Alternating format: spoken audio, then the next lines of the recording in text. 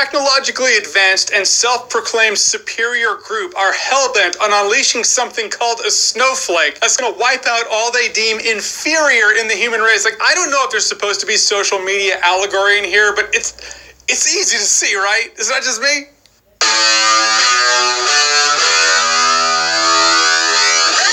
Fast and Furious presents Hobbs and Shaw. That is a long title for this video. So Hobbs and Shaw is the Fast and Furious spinoff starring Hobbs, everyone's favorite likable cop, and Shaw, everyone's favorite killer of Han. That's cool now, I guess. So basically, there's a super virus that's gonna get...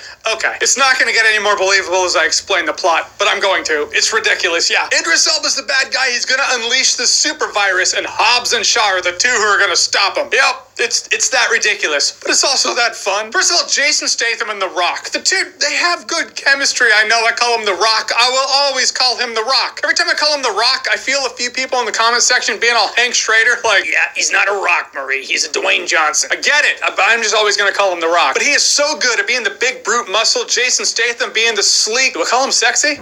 Dude's got style, he's got finesse, charisma, that's what we're going for. But they both have charisma. Two polar opposite badasses having good chemistry with each other, just the banter back and forth right there. A lot of bickering, a lot of banter, a lot of trying to one-up each other, a lot of dick jokes, literally. A lot of phallic references in this one. Yeah, have I told you about my dick? You don't know him, but he's a megalodon. He doesn't say that. There are a few references to their other works in this movie. A couple of great cameos, too. Like, one in particular, it's the ones who recruit Hobbs and Shaw. When you realize the movie they've been in together is funny. So, right, they have good chemistry. There's a pretty sweet villain, Idris Elba. Like, Idris Elba has been in plenty of bad movies, but he's never the bad part of those bad movies. Not saying this movie's bad, I'm just illustrating the power of the Idris. There's even a line in here. What does he say? Some, like, Armageddon, Schmarmageddon, or something like that. I was like, that is a man who knows the exact movie he's in. Not everyone can pull off the villainous dialogue in this movie, but he totally does somehow. Just in the action sequences, I was thoroughly entertained. You have to suspend disbelief. You can't logic this movie, but the movie sets you up for that. When I call bullshit when a movie just crosses the line of unbelievability, it all comes down to the world, the box that it set itself up with. And if it steps outside of that, it starts becoming too unbelievable, you can be like, hey, I call bullshit. This movie lets you know out the gate what you're in for. You're in for a ridiculous time,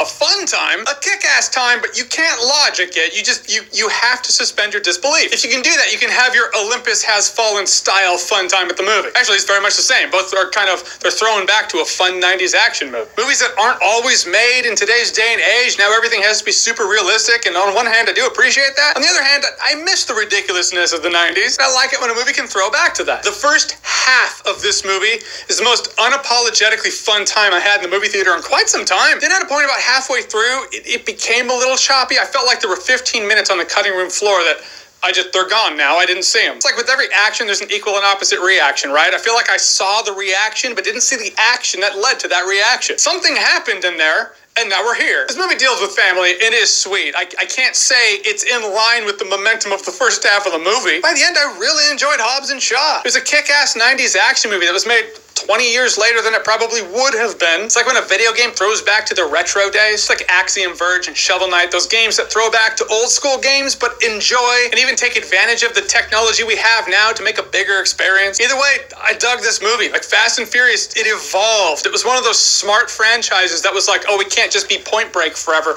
We have to evolve into something more. And it did, and now it's taking us here, and I didn't expect this spin-off to be as entertaining as it was, but it was. Great chemistry between the leads, kick-ass fighting, exciting chase sequences. It just throws caution to the wind when it comes to ridiculous. I kind of needed a movie like this, and I got it. If you can't roll with it, like if my description makes you go, it's clearly not going to be for you. But if you're up for a fun time in the movies, I'd say give Hobbs and Shaw a watch. It's a great time, no alcohol required.